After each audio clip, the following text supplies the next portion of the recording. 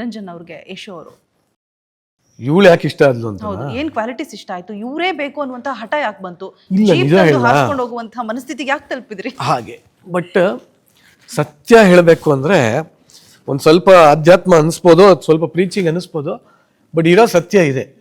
ಒಬ್ಬ ವ್ಯಕ್ತಿಗೊಬ್ರು ಇಷ್ಟ ಆಗಬೇಕು ಅಂದರೆ ಕಂಡೀಷನ್ಸ್ಗಳು ಇರಬಾರ್ದು, ಕಾರಣಗಳು ಇಲ್ಲದೆ ಇಷ್ಟಪಡೋದು. ಬಟ್ ಏನು ಅಂದರೆ ಕಾರಣ ಇಲ್ಲದೆ ಇದ್ರು ಕ್ಲಾರಿಟಿ ಇರಬೇಕು. ಈಗ ನನಗೆ ಇವಳು ಯಾಕೆ ಇಷ್ಟ ಆದ್ಲು ಅನ್ನೋಕೆ ನಂಗೆ ಇವತ್ತಿಗೂ ಕಾರಣ ಇಲ್ಲ. ಬಹುಶಃ ಏನೋ ಪೂರ್ವ ಜನ್ಮದಿದೋ ಏನೋ ಗೊತ್ತಿಲ್ಲ. ಒಟ್ಟಲ್ಲಿ ನೋಡಿದ ತಕ್ಷಣ ಆ ವೈಬ್ ಸಿಗತ್ತೆ. ಸಿನಿಮಾದಲ್ಲಿ ಹೇಳ್ದಂಗೆ ನಾನು ಎಲ್ಲಾದರೂ ಸಿನಿಮಾಗೆ ರಿಲೇಟ್ ಮಾಡ್ಕೋತೀನಿ, ಯಾಕೆಂದ್ರೆ ತುಂಬ ಮೂವಿ ಲವರ್ ನಾನು.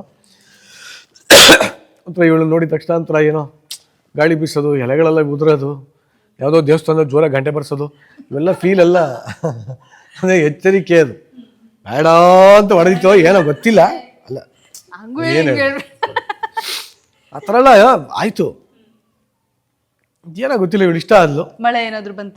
ಅಯ್ಯೋ ಸಿಕ್ಕಾಪಟ್ಟೆ ಜೋರು ಮಳೆ, ಒಂಥರ ಮಳೆ ಆಕಾಶನೇ ಕಣ್ಣೀರು ಹಾಕಿದ್ದದು. ಸೊ ಅಲ್ಲ, ಆನಂದ ಬಾಷ್ಪ.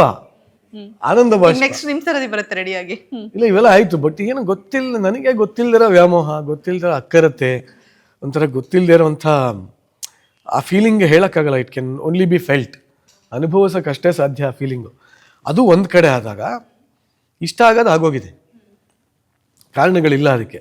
ಯಾಕೆಂದರೆ ಇವಾಗ ಏನಾಗುತ್ತೆ, ನನಗೆ ಇವಳಲ್ಲಿ ಈ ಗುಣ ಇಷ್ಟ ಅಂತ ನಾನು ಸ್ಟಾರ್ಟಿಂಗಲ್ಲಿ ಇರ್ಬೋದು, ಅದು ಯಾವುದೂ ಶಾಶ್ವತ ಅಲ್ಲ. ಯಾಕೆಂದರೆ ಮದುವೆಗಿಂತ ಮುಂಚೆ ಎಲ್ಲರೂ ಸೂಪರಾಗಿರ್ತಾರೆ, ಆಮೇಲೆ ಅದೇನೋ ವಿಚಿತ್ರವಾಗಿ ರಣಚಂಡಿಗಳಾಗ್ಬಿಡ್ತಾರೆ. ಸೊ ಹಾಗಾಗಿ ಈ ಕಾರಣ ಇಷ್ಟ ಅಂತ ಯಾರೇ ಮದುವೆ ಆದರೂ ಆ ಕಾರಣಗಳು ಯಾವುದೂ ಶಾಶ್ವತ ಅಲ್ಲ. ಸೊ ನನಗೆ ಕಾರಣಗಳು ಯಾವುದೂ ಇರಲಿಲ್ಲ. ಗುಣ ಇಷ್ಟ ಆಯಿತು ಅನ್ನೋಕ್ಕೆ ಯಾವ ಗುಣನೂ ಶಾಶ್ವತ ಅಲ್ಲ. ಯಾಕೆಂದ್ರೆ ನನಗೆ ಅವಳು ಎಷ್ಟು ದಿನ ಗೊತ್ತು, ಪರಿಚಯ ಆಗಿರೋದು ಒಂದು ಸ್ವಲ್ಪ ದಿನ, ಅದು ಚೇಂಜ್ ಆಗ್ಬೋದಲ್ಲ. ಸೊ ನನಗೆ ಆ್ಯಸ್ ಅ ವ್ಯಕ್ತಿಯಾಗಿ ಕೆಲವೊಂದಷ್ಟು ಲಕ್ಷಣಗಳು ಇಷ್ಟ ಆಯಿತು, ಮತ್ತು ಗೊತ್ತಿಲ್ಲದೆ ಮನಸ್ಸು ಹತ್ತಿರ ಆಗಿತ್ತು. ಬಟ್ ಕಾರಣಗಳು ಕರೆಕ್ಟಾಗಿತ್ತು. ಗುಣಗಳು ಅನ್ನೋಕ್ಕಿಂತ ನನಗೆ ಫಸ್ಟೇ ಹೇಳ್ಬಿಟ್ಟಿದ್ದೆ, ನಿನ್ನ ಮದುವೆ ಆದರೆ ನೀನು ಚೇಂಜ್ ಆಗ್ತೀಯೋ ಬಿಡ್ತೀಯೋ ಗೊತ್ತಿಲ್ಲ, ನಾನಂತೂ ಚೇಂಜ್ ಆಗಲ್ಲ.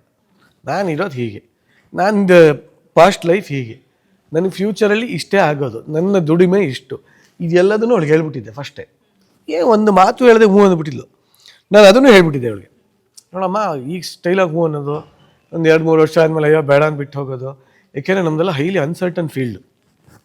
ದೇವ್ರ ದಯದಿಂದ ಚೆನ್ನಾಗಿ ನಡೀತಾ ಇದೆ ನೋಡಿ ಇವಾಗ. ಬಟ್ ಏನಂದರೆ ಅದೇ ಬುದ್ಧಿ ಉಪಯೋಗಿಸಿ ಅಲ್ಲಿ ಬಂದಿದ್ದು ದುಡ್ಡನ್ನೆಲ್ಲ ತೆಗೆದು ಬೇರೆ ಬೇರೆ ಕಡೆ ಇನ್ವೆಸ್ಟ್ ಮಾಡ್ತಾ ಇರೋದ್ರಿಂದ ಇವತ್ತಿಗೆ ನಾನು ಸ್ವಲ್ಪ ಚೆನ್ನಾಗಿದ್ದೀನಿ, ದೇವ್ರ ದಯನೆ. ನೋಡಿ ಇವಾಗ ನಾವು ಕುತ್ಕೊಂಡು ಮಾಡ್ತಾ ಇರೋ ಜಾಗನೂ ನಮ್ಮ ರೆಸಾರ್ಟೇ. ಸೊ ಇಲ್ಲೂ ಒಂದು ಬಿಸ್ನೆಸ್ಸನ್ನು ಹುಡ್ಕೊಂಡಿದ್ದೀನಿ. ಸೊ ಹಾಗಾಗಿ ಇನ್ವೆಸ್ಟ್ಗಳು ಮಾಡ್ತಾ ಬಂದೆ, ಅದಕ್ಕೆ ದೈವದ ಸಪೋರ್ಟ್ ಇತ್ತು, ಇವಳ್ದು ಸಪೋರ್ಟ್ ಇತ್ತು, ಎಲ್ಲ ಓಕೆ. ಬಟ್ ಇಲ್ಲ ಅಂದಿದ್ರೆ ಏನು ಮಾಡೋದು? ಸೊ ನಾನು ಇರೋದನ್ನ ಇದ್ದಂಗೆ ಹೇಳಿದ್ದೆ, ನೋಡಮ್ಮ this is what I am, this is what my life is. ಎಲ್ಲದಕ್ಕೂ ಒಪ್ಕೊಂಡಿದ್ಲು. ಆ್ಯಂಡ್ ಎಲ್ಲದಕ್ಕಿಂತ ಹೆಚ್ಚಾಗಿ ಕಲೆ ಸಂಸ್ಕೃತಿ ಅನ್ನೋದು ಇವಳಲ್ಲಿ ಎದ್ದು ಹೊಳಿತಾ ಇತ್ತಂಗೆ. ಅವಳು ಭರತನಾಟ್ಯ ಕಲಾವಿದೆ. ಸೊ ಫಸ್ಟ್ ಅವಳು ಪ್ರೊಫೈಲ್ ಫೋಟೋ ನೋಡೋದಾಗಲೇ ನನಗೆ ಯಾವುದೋ ಒಳ್ಳೆ ಇಲ್ದಿರೋ ಆಪ್ರೇಷನ್ಗಳು ಮಾಡಿಸ್ಕೊಂಡು, ತುಟಿ ಹಿಂಗೆ ಅಂದ್ಕೊಂಡು, ಕೆನ್ನೆ ಹಿಂಗೆ ಅಂದ್ಕೊಂಡು, ಬೇಡದಿರೋ ಕಡೆ ಎಲ್ಲ ಆಪ್ರೇಷನ್ ಮಾಡಿಸ್ಕೊಂಡು, ಈ ಥರ ಹೆಂಗೆ ಪೌಟ್ ಅಂತೆ ಹಿಂಗಂತೆ, ಅದು ಏನೋ ಮೇಲಿಂದ ಹಿಂಗೆ ತೆಗೆಯೋದಂತೆ, ಅದು ಏನು ನೋಡಬೇಕೋ ಜನ ದೇವ್ರಿಗೆ ಗೊತ್ತು.